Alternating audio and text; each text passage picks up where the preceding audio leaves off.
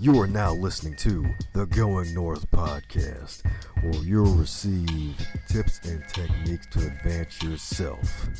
I'm your host, Dom Brightman, and every week we're going to be hearing from an author who's going to share their expertise to help you charge forward in life.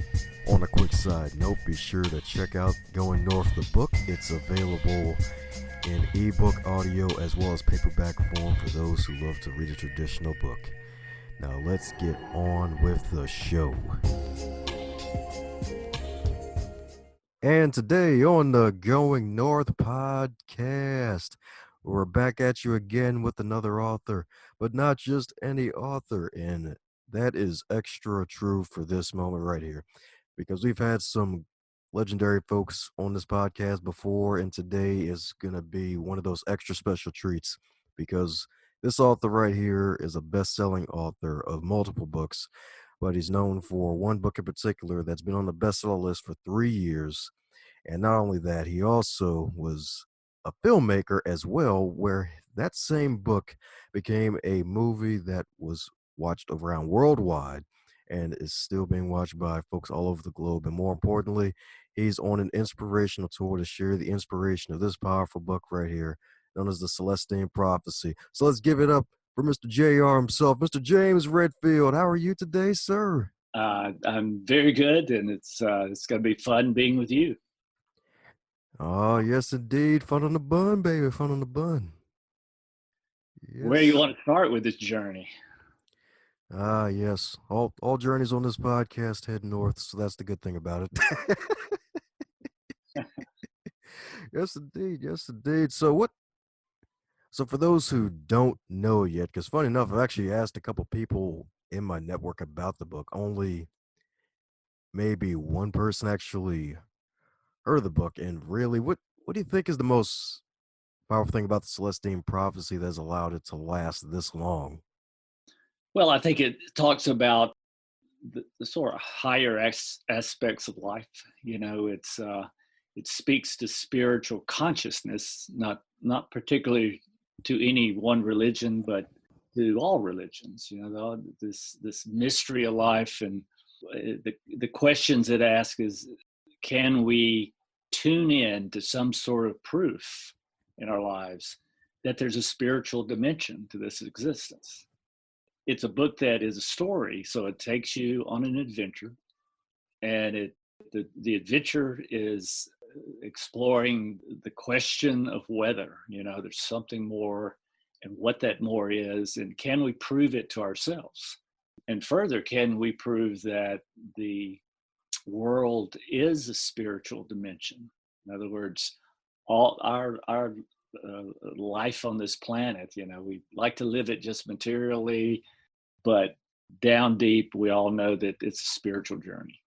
And we're learning more about that spiritual journey. So the core theme of the book is that, like any other science, you know, there's been a science of spirituality that's taken place, and that we've reached a kind of consensus about the way the real world really works spiritually. And that means that something that we can prove to ourselves, that those experiences can be taken seriously.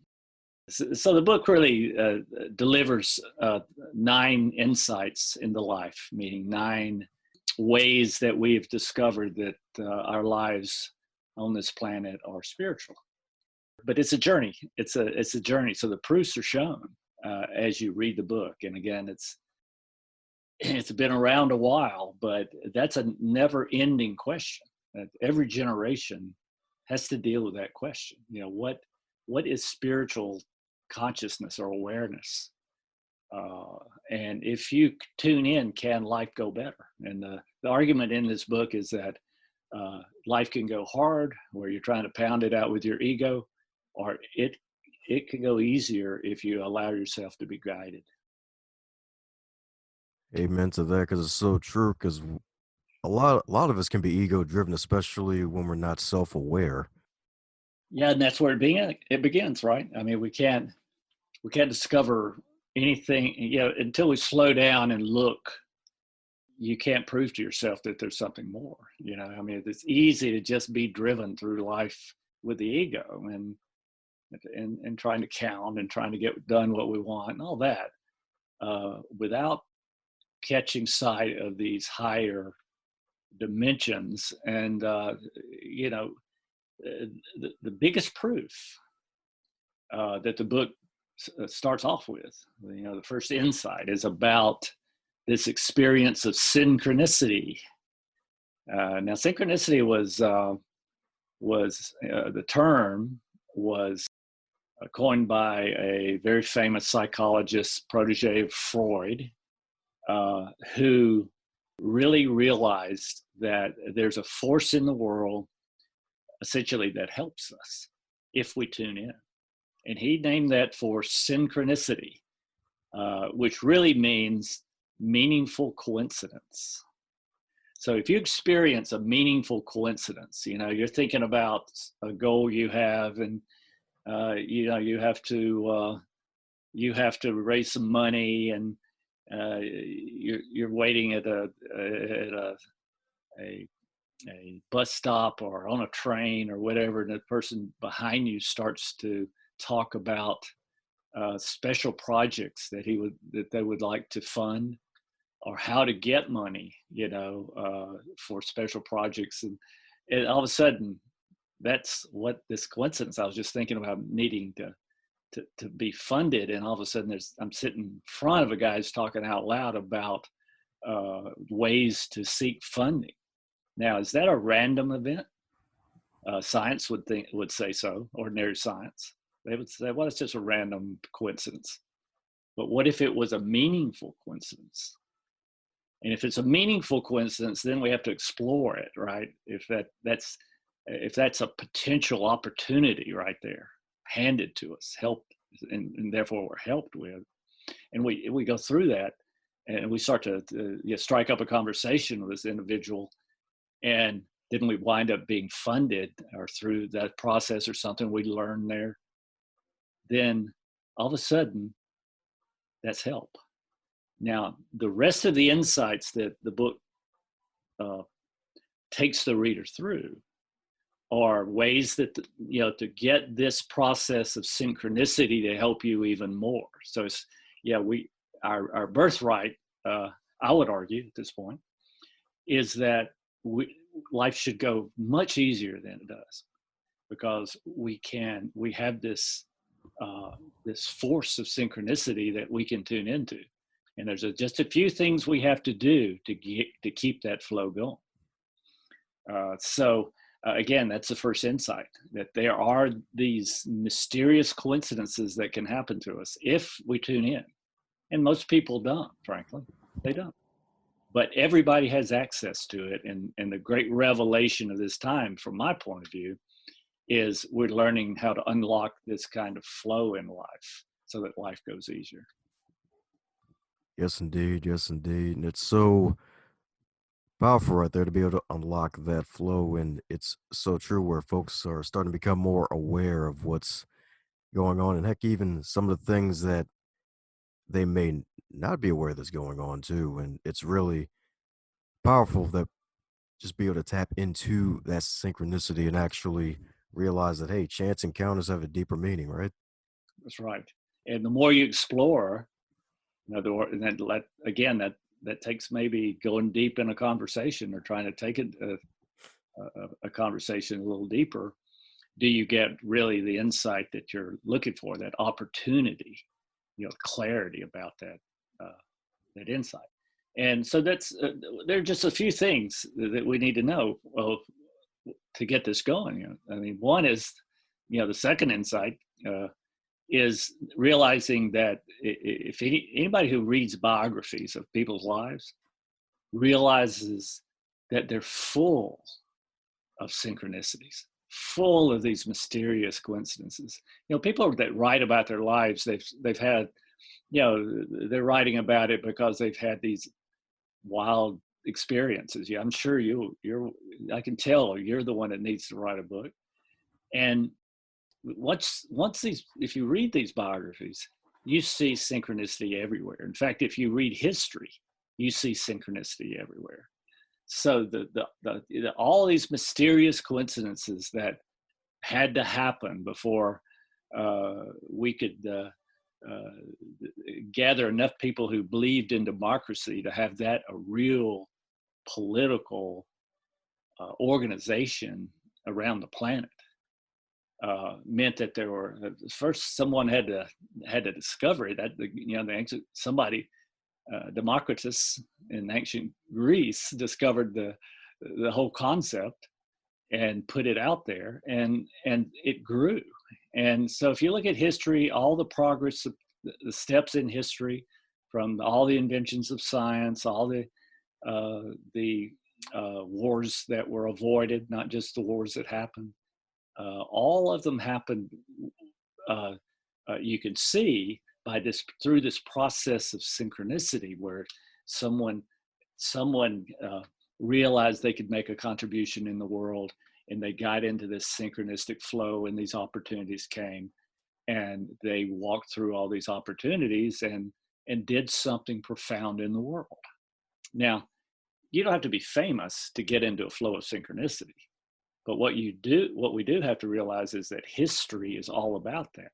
All the improvements of humanity over the eons have been through someone who's been in the middle of a synchronicity and realized there was an opportunity, and they wanted to go through that and make a difference in the world. So it's a process that's always been around. So that's the second thing to understand. The third thing, in that this is one of the most important ways to get synchronicity flowing for you in your individual life, and that's to get on the right side of karma. In other words, I believe that in this science that's 100 years old of exploring spirituality and spiritual consciousness, it's been shown, I think there's a consensus about what the karmic design is of this world, right? I mean, everybody knows what goes around comes around, right? Oh yeah. I mean, everybody's seen it. Somebody that's cut corners and hurt people, eventually they get theirs, right? And so it goes around comes around. But I believe that what we're proving to ourselves is that it works on giving. In other words, if you're trying to help, and you make sure that you're a helper in the world, so that when you see something that you could help with, do you go in and help? Do you look for intuitions to something that people may need, even though they're not saying anything? That's part of the design of this world. So if we help and make that, get past the ego, where we're not just defending ourselves all the time and keeping our self-esteem up, what we're doing is actually trying to help the world in some way, like you do with this podcast. If we do that, what happens is that we draw more people into our lives that help us. So think about that. If you're a helper, you have more people coming in to give you synchronistic information that can open up your dream, open up your goals, take your goals down the road further. It's and karma we're at the very beginning of people actually deciding to be givers so that they'll have good karma in life. But I've done so much research in this with individual people's lives, and I can tell you that people that give, they live great lives. This thing where the good die young and all this, that's just cynicism talking. The people that are good givers and helpers to other people, and that's most people on the planet, by the way, they are helped in life. They find that their life goes better. They get help just when they didn't even they know they needed help. So it's an amazing thing once you start to look at what happens when you think as much about helping others as you spend taking from others. Now, what if you're a taker? I mean, what if you're the kind of taker that just uses everybody, uh, misleads people to get something, sells things to people they don't need, talks people into doing something, uh, controls people because it builds up their self-esteem and with this feeling of dominance. Well, it's all taking. What happens if you're a taker is that you get taken. In other words, people come in to mislead you. People come in to make life hard and slow down they don't give synchronicities. They're just taking your energy, taking uh, uh, what it really does is you find that people take from you exactly the way you take from other people, whether it's energy or whether it's money or whether it's just for some reason, that they think they have to take in order to get through life.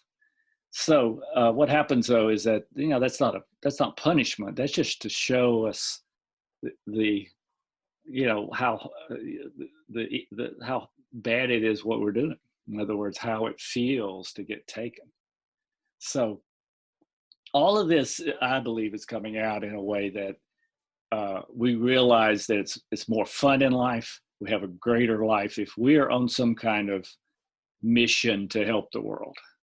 It could be any job in any place, but if we engage in that job in a way that helps give information that you can live this out in any job, you just turn it to something good.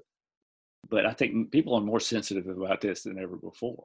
But it's if you want more people to come in to help you at just the right time, present opportunities to help your dream come true, you have to be a taker. And what do you get? More synchronicity, this flow of mysterious coincidences that solve your problems quickly and allow your dream to come true. So again, karma, once we get aligned with karma, then we've gone a long way to take advantage of how the world is really designed so that our lives go better. Amen to that. Amen to that. And that's so true, especially about karma, because when folks refer to karma, most times they think about the person who has done wrong all their life and they eventually get caught, but it works both ways. That's the part that people forget a lot times more than often and a lot more times than they should. I mean, because there's the good side to that where you give enough, you're actually going to be receiving on the back end as well. So it's so true. And I'm glad that you mentioned that because that's something that a lot of folks tend to forget and focus on too much. You want to be lucky. I mean, this creates real luck because again, people come in with solutions to your problems very quickly. It's not that we don't have problems; of course we do.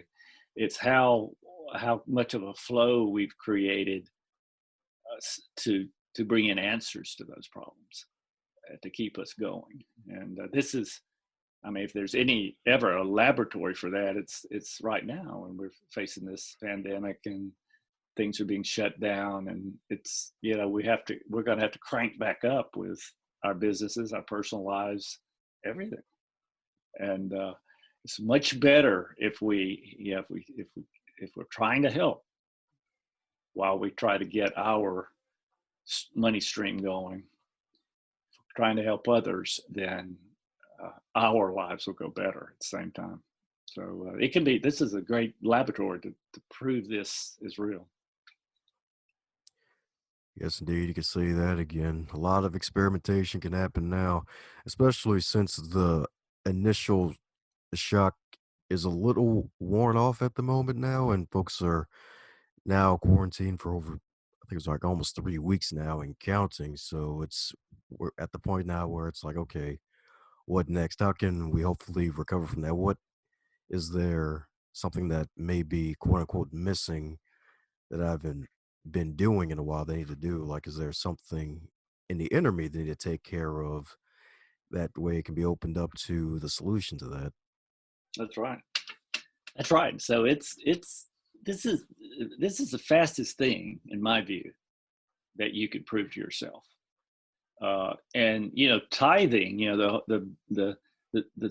Every religion has some information about the idea of tithing. You give part of your money. Some say you should give it to the religious institution. Others say you give it to the people in need that cross your path, right? But it's a super fast way to get good karma. I can attest to that. If you just start off with 1% and get up to 5 or 6, 10% that you have in your pocket, you take it out, you put it in your pocket, and you just wait till you get an intuitive idea of where you should give it to.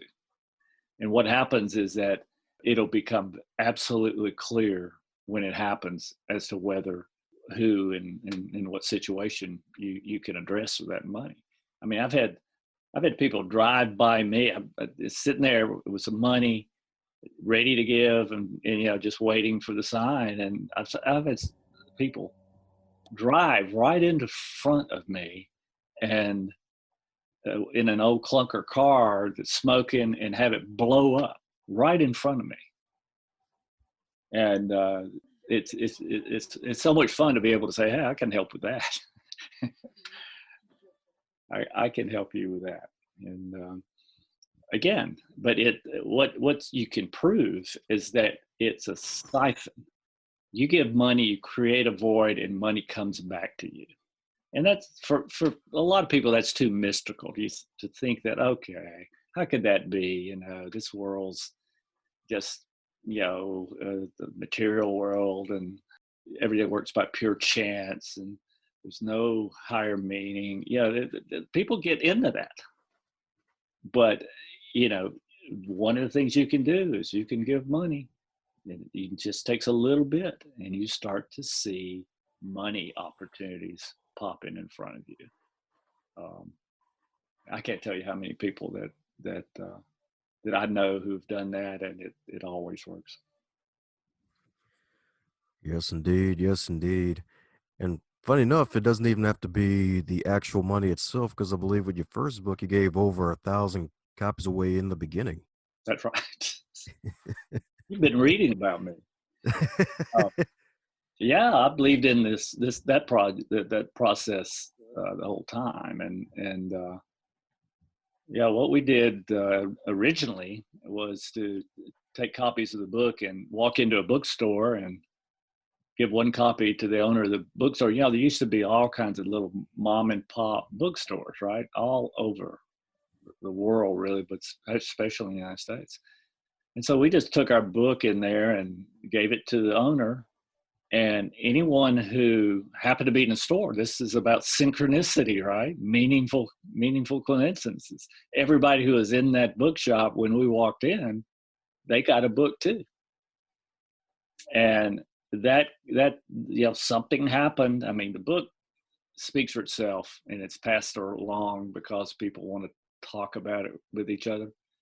But that really primed the pump, and it just spread all over the United States and into now 60 countries.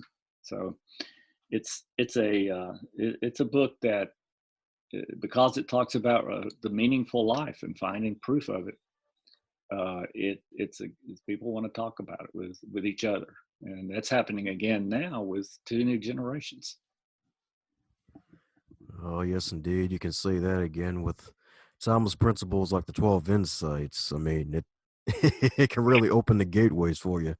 And out of curiosity, the 12 insights, did they come to you all at once, or was it periodically, piece by piece, in separate dreams, or just at random moments where you just have creativity out of nowhere? Well, the first 9, when I was working as a therapist, and then later as just a spiritual counselor, and that was kind of the laboratory for the writing. And I knew I thought there were the 9 insights in this first book, I thought were well into the psyche of the world. You know, the human potential movement had really gotten very popular in the 90s and 2000s. And I knew that it was all out there in the psyche, and I just tried to put them in words. What was being discovered about the spiritual life in the world. And so I got those down, and I tried to write it as a kind of guidebook, but it bored me to tears. I mean, I couldn't. You can't do it that way. You have to show it in operation. All these spiritual principles, you have to show them working in groups of people, and that's what the book does. It's a story. It's an adventure. It takes a reader on a journey of discovering these spiritual principles. And so that's what I did with the first 9 of the insights. And then, that book took off, of course. Celestine Prophecy had 9 insights. And I got a call from my publisher and said, look, what are you writing? You have to feed the monster. You have to have a book out next year. And I said, wait a minute, I'm talking about spiritual insight. I don't even know if there's a 10th insight. And I'm not going to write another book until I know some revelation is kind of cooking suddenly in the culture. But, within a year, I began to see exactly that, because if you'll remember, in the late 90s and early 2000s, there was this sudden interest in the afterlife, angels and what was the reality of angels and what was going on in the afterlife, because people were so, up until then, people weren't interested in that afterlife. They didn't want to know what was going to happen after death, because they were trying to run from death. They didn't want to think about that. But all of a sudden, there became a lot of authors were starting to study near-death experiences. You remember, and people coming forward would say, "Hey, I died on the operating table, and I visited this very interesting place with lots of things happening, and it's not."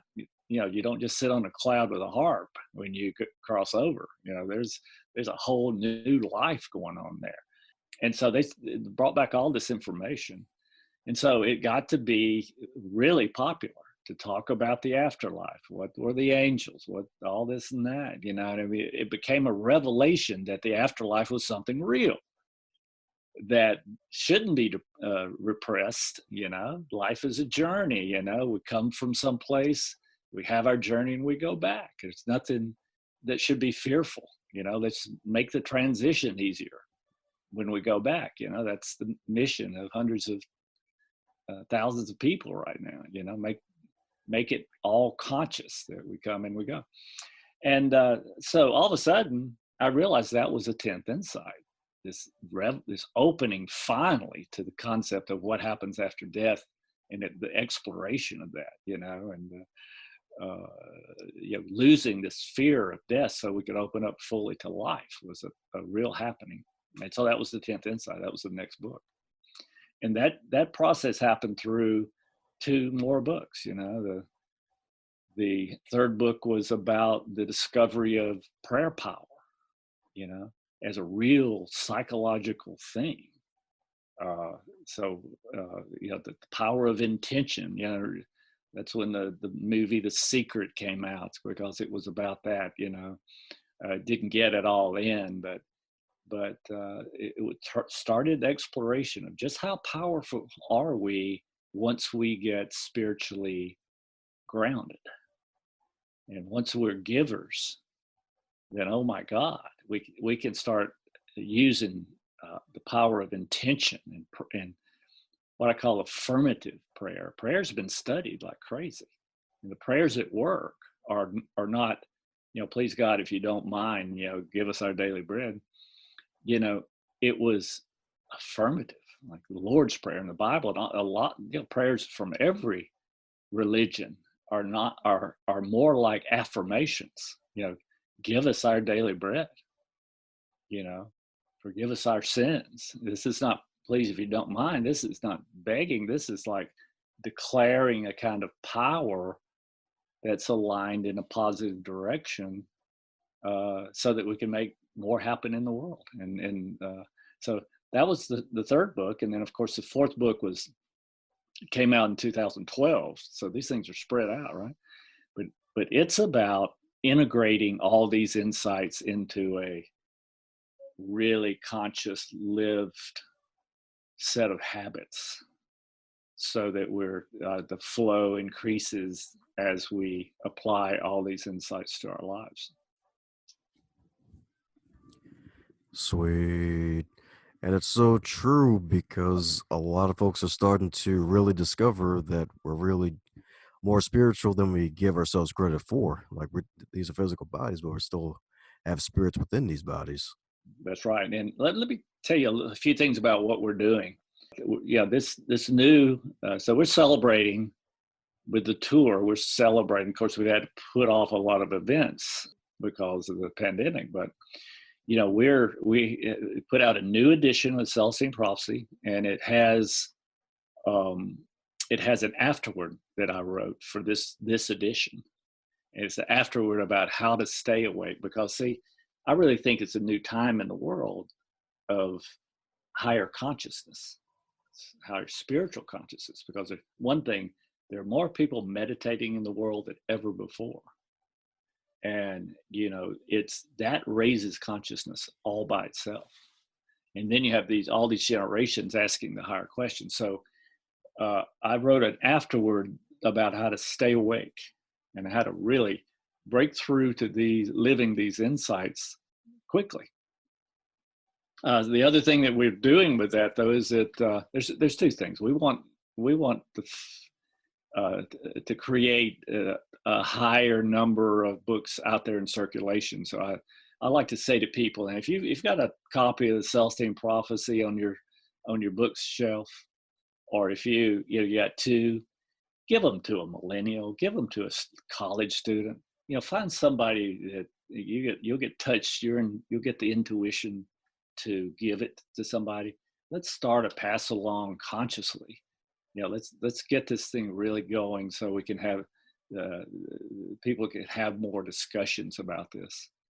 And if you want to buy one, buy the new edition, though, to give it to somebody, because it has the afterword in it. But I'm really trying to really start a giveaway program of all these books that are sitting in bookshelves and not doing anything. That's right. The shelves have enough help already.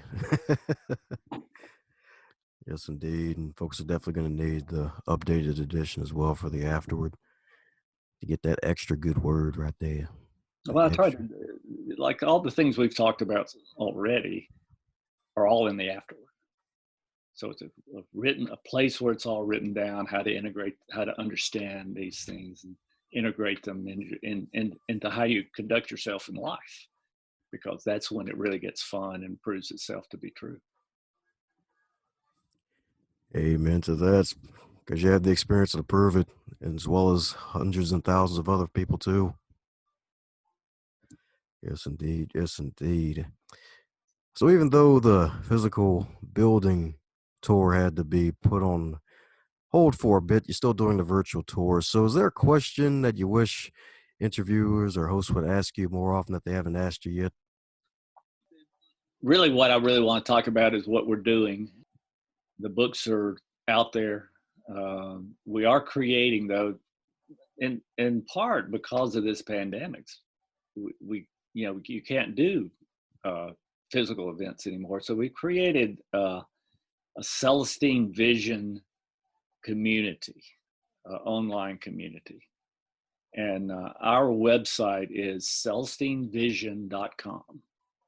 So, or you can Google James Redfield, it'll all come up. But what we want to do is create a learning community where people really want to talk about these ways to enhance their lives and for their lives to go better, to be more productive and have higher creativity. Uh, we talk a lot about tuning into our inner guidance, and really it's our intuitive intelligence, and that's a real insight. We have the ability to do that. Everybody's, not just women's intuition. All right. But it's for men too. And in this community, we're gonna talk about just how to actualize, and experiment and talk about what holds us back, but mainly how to be guided in life. And one of the things we have to do, all of us, is put the ego in its place. And what happens, if we meditate, I recommend a heart-based meditation. And it's a mindfulness meditation. Mindfulness is about sitting with yourself and slowing down the chaotic thoughts that you have, and become just centered in yourself without having to think anything. And the way you do that, the first thing that happens when you try to meditate is all the chatter comes in. The ego chatter goes up and says, "Wait a minute, what are you doing? You don't have time to do this. This is a waste of time. You need to go out and run more long distance route, or listen to more music, or binge on movies. Anything to get your mind off of life." And but what happens if you let that come into your mind and you just let it go, and you come back to a feeling place in your life? Okay, so but what you want to feel? You want to feel safety. You want to feel security. You want to feel a connection spiritually. And if you intend that, remember, I talked about how strong intention has become. But if we want to intend that, all we have to do is connect with the highest, strongest emotion that we have, and that's love. And I have to argue with people about love. They think, "Oh, that's too weak and syrupy, and there's no place for love in a hard world like this." Well, that's where you need love, because love is the strongest force in your centered life, and you're feeling secure. You've got to open up to this spiritual, the higher mind, which brings in this kind of peace that surpasses all understanding. Every religion has this experience, talks about it, promises it, and it's a real experience, but you have to intend it. So you have to try to feel a state of love, not love for any kind of object or your football team or anything like that. It's a real emotion. Love is an emotion, but it's the highest emotion and the strongest. And so it allows you to also stop the chatter of your lower emotions, the hurts, the anger, the anxiety, especially now. We can open up to a source that's very mystical, but it's love based. You're opening up to the right heart open love of some divine source within us, right? And we don't understand it all, but we can feel it. And it's all the points have been right. God is love.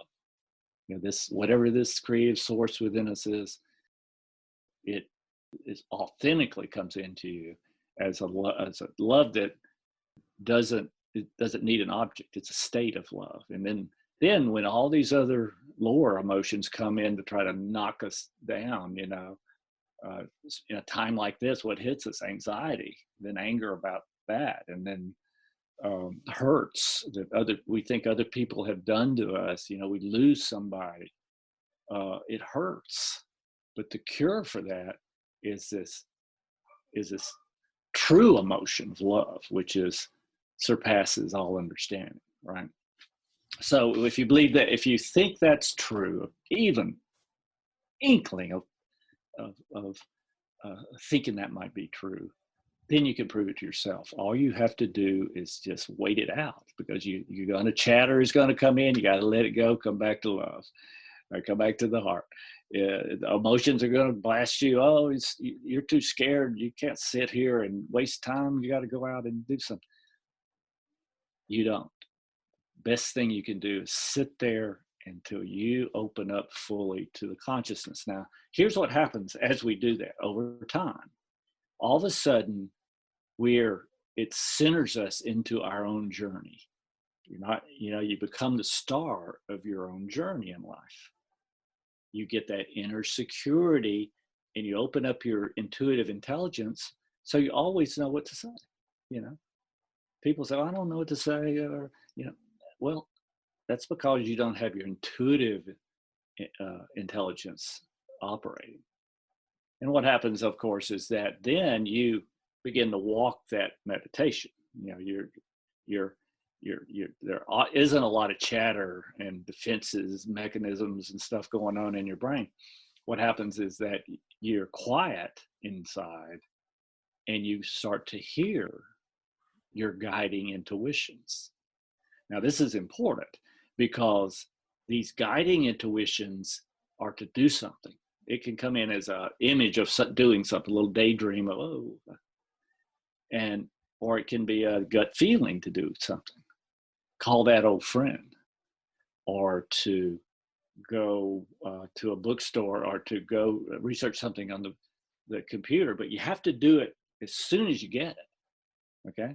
Because it's a coordination of all the people and and all the ideas in the world. So there's a kind of coordination, and you get help, not just with synchronicity, but through guiding intuition that comes from your intuitive intelligence. And that's when things really open up. That's when you could become super creative. But you got to go through that period of meditation and to center yourself and stop the chatter emotionally and in the mind. And then more synchronicity comes, right? Okay. So this is the seventh insight I'm talking about. And people, again, can read about it in the afterword of the new edition. But what you're doing is getting into a flow, because you get an intuitive hit that puts you in the place, on the computer, calling an old friend, wherever it is that you're supposed to go and do something. You do it, and it puts you right in the middle of a synchronicity that will keep you going. Help, an opportunity, to make your life go. So, again, all this knowledge about how the world really works. The fact is, we have guiding intuition. It's supposed to be.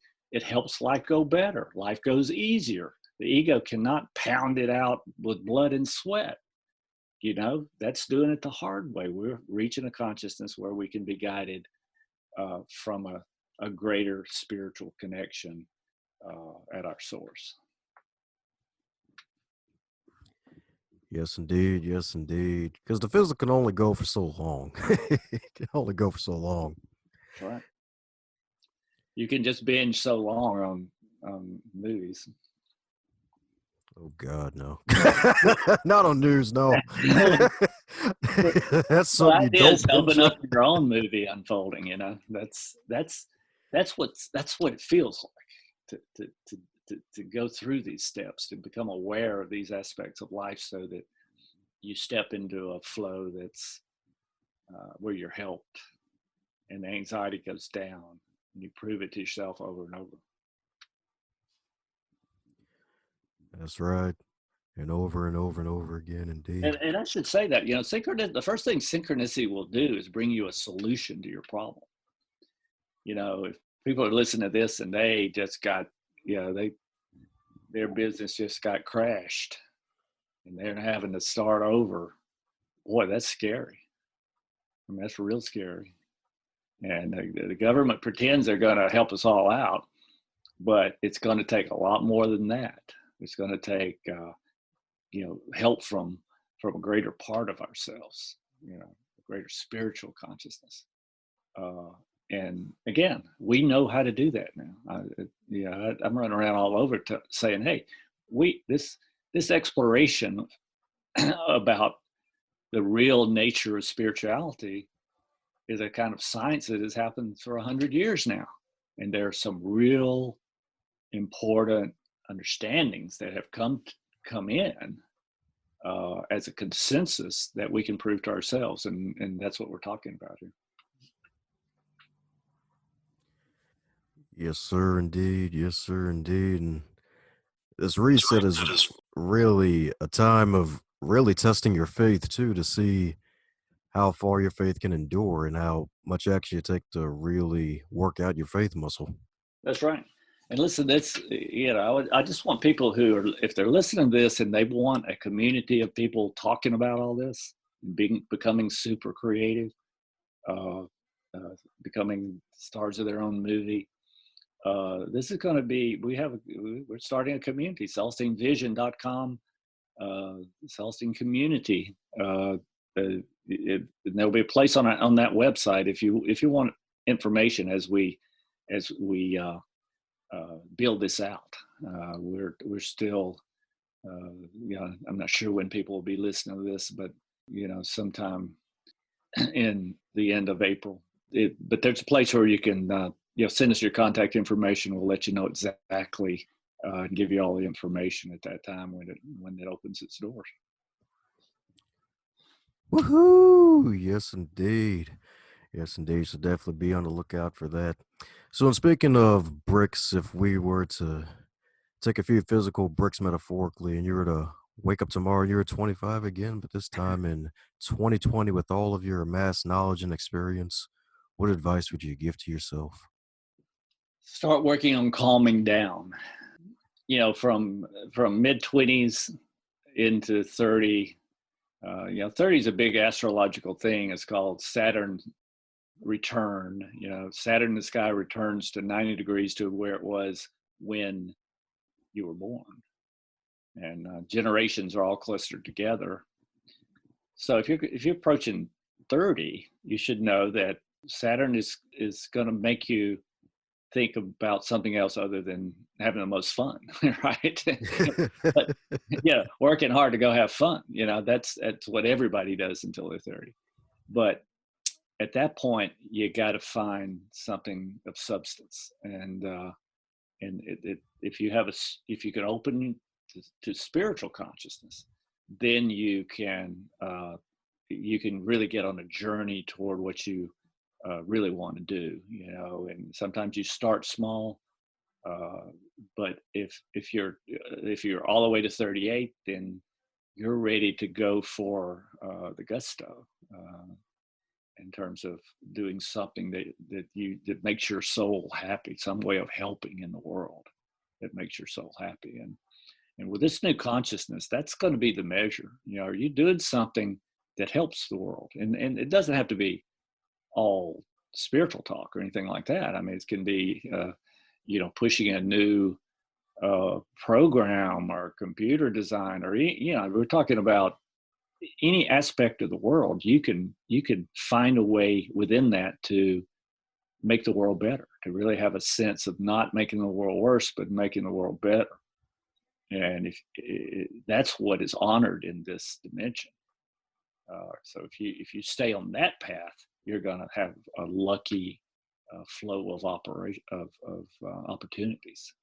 But in the moment right now, it takes meditation. Get in touch with, open your heart, find a love connection, find an inner security that surpasses all understanding. Again, this is not pretend time.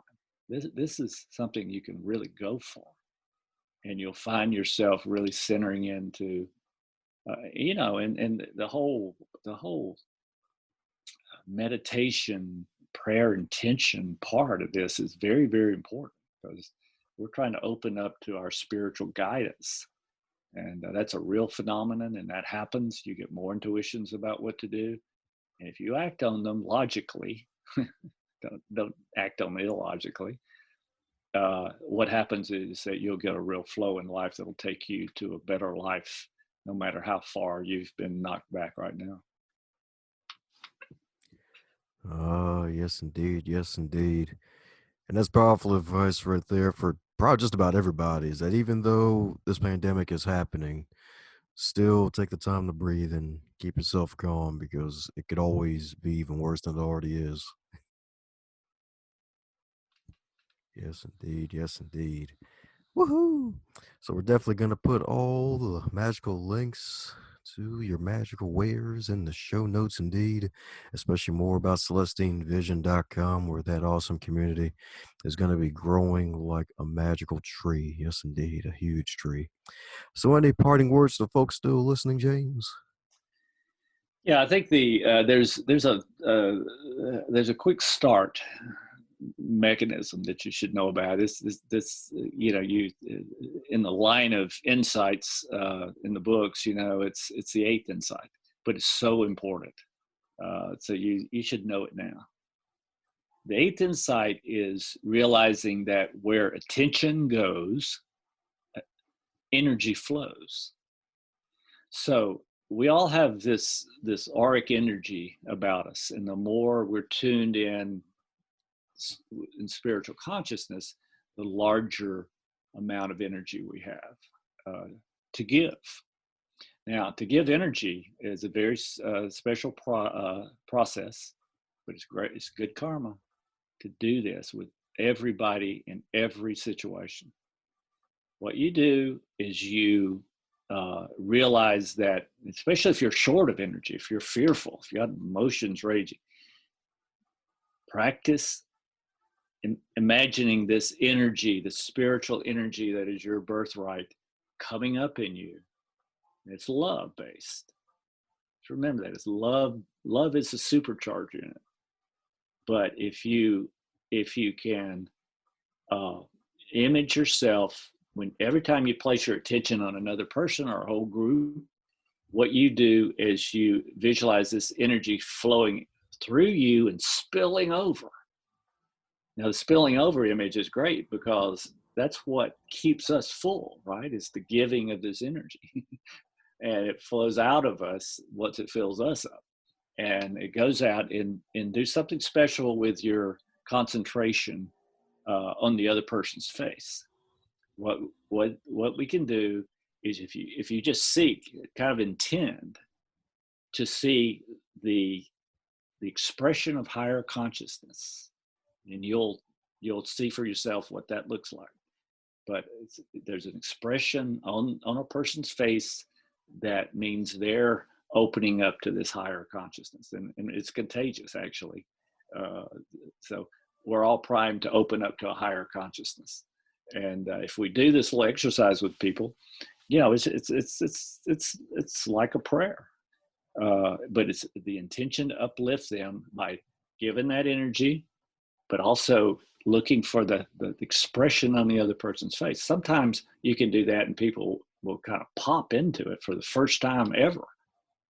And they will, they will, uh, they will just respond to you. And if you do that, you'll stay full of energy yourself. So that's how important giving of energy, not just information or not just help, but actual spirit, the energy of spiritual consciousness to people. Then you're really a giver and you uplift the world, because if everybody were doing that right now, it would solve every problem that we have in this world, because it would all be love based, and we would all be guided into making things better very quickly. Thanks a bunch for your listening ears on the Going North podcast. I hope you really, really enjoyed that episode. If you enjoyed the episode, be sure to share it with your friends and family, especially those who love podcasts and love listening to some inspiration and motivation.